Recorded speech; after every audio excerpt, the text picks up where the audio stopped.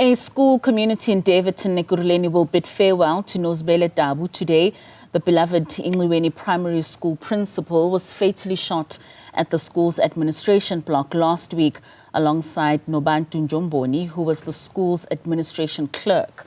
Two people accused of their murder have made their first appearance at the Tembisa Magistrate's court facing charges of double murder. The tragedy has sent shockwaves through the district and sparked renewed conversations about school safety and violence prevention. Newzroom Africa's Zola Sholwana is outside the family home in Daveyton and joins us now live. Zola, very good morning to you. Quite a somber morning, I can imagine, not only for the students of that school, the family, but I also believe that the MEC of Education in the province will also be in attendance at that funeral. Well, yes, indeed, Katlaho, we know that the MEC and some officials will be in attendance of the funeral. But right now, the family, is struggling to come to terms, and many of them are trying to process the reality of their loss.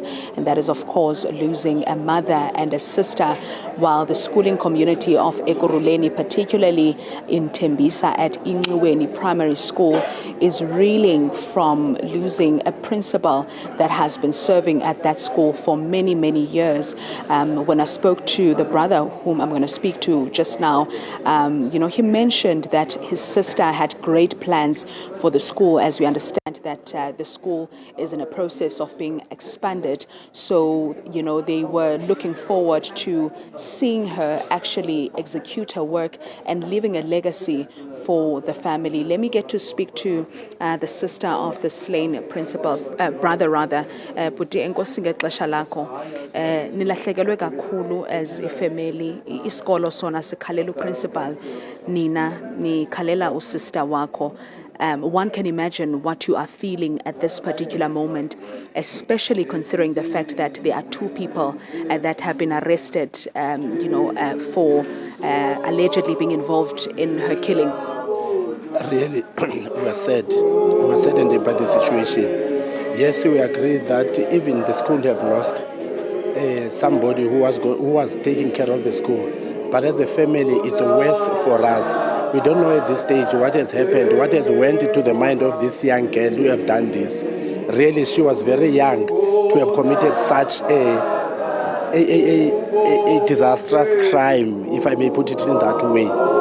We are saddened, we are disappointed, but nonetheless, the feeling is that we have to come to real terms to say we have lost our sister, and we are going to take her to her resting place today. Usiswako ibingumndonjani. I understand that you said you've always known that she's someone or ambitious and who had bigger plans for the legacy of the family. But growing up, ibingumndonjani bebonakala mhlambu ba she will hold leadership positions. She was destined for that. From her age, she was always ambitious, as I told you in the past, and she was willing to do things great. If you were there at the memorial service on Wednesday, you could hear many people who are attesting to that, to say we have lost a hero, we have lost a leader. She had leadership qualities. Indeed, she has demonstrated that through her work. During the time she was even a deputy principal, before she could ascend to the throne of being a principal in 2012, because she was a deputy principal by then. But the level of the school that she inherited from her predecessor was so enormous. People witnessed things that were not there before she could even took the position. Yes, indeed, if you go around the school, you would see the improvement of the school. You would see the cleanliness of the school. She was alluded mostly in terms of the administration. She was a giant in terms of the administrative activities. Even the people who were working around her would tell you that she didn't even want to see a piece of a paper in terms of cleanliness. The kids, the children would always be very neat in terms of the uniform. She was very time conscious. She would stick to time.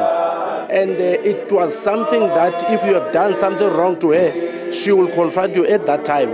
But after that, she will call you and sit down. That is why people felt that they have lost, same as us, that we have lost our dear sister.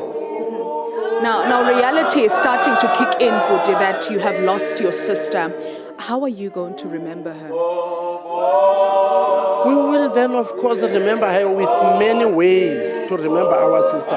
When you look at that school, we'll be knowing it's a legacy that she left at that school. When you look at home, she was more of a pillar around the family. She has done a lot for our family. She has done good for the kids. As his brothers and sisters, we feel proud, though we feel it was not enough, because even here at home, she had dreams to make things big for us at home as a family. She then said, I don't want to do things for myself only, but I want to extend for what I've gained. When my parents took me to school, I want to plow back in a big way to the family. So we will always remember her because of what she has been doing. She has been doing both at home and outside. The community will always say she was a darling to work with. Yeah. Before I let you go, Budi, what would you like to see come out of the court case? As we understand that 2 people have been arrested in connection of her murder and her colleague. Obviously, we're looking at the ways that the government the judiciary should work around this issue. And we expect that the law should take its course. And we don't want to see a situation where we will then suddenly see all those people out of court walking freely in the streets, and yet we know that they have committed such heinous crimes. We will feel very, very much disappointed. But we will leave everything to the investigators, to the police to do its work. We don't want to preempt whatever is happening now. The stories that we heard, what happened, we cannot allude to them and say these are true stories. Only up until when the judgment is given, we will then say, yes, this is where we wanted to be. But our expectation is for them to be punished. I can't imagine, I can't understand such a young, beautiful girl to have committed such kind of a thing. That is why we were saying, even we're expecting to hear, honestly speaking, what pushed her to do these things. What was the motive behind?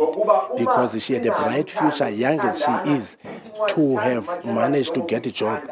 Comparatively speaking, with her pals, that they are languishing around, they are not working.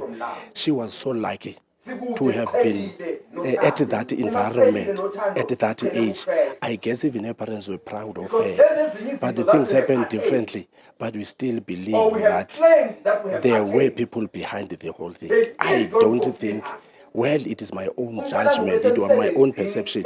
We may come to a different conclusion when we arrive at court. We are there to listen. What would come out of court, maybe more revelations will come when we are at the court. Thank you very much, Budi. Thank you for your time. Let me allow you to join family service, as we understand that there is a prayer right now that will, of course, be leading to the official funeral service that will be taking place at Oasis Family Church here in Daveyton. So what is going to happen from now, the body will then move with the motorcade and will be taken to the official venue, and that is when we will be hearing speakers paying tribute to this principal that, played a significant role in many people's lives. For now, back to you in studio. Right, Zola, Sholwana, out in the East Rand there with the burial of the principal of that school. We certainly will get those proceedings as soon as they begin.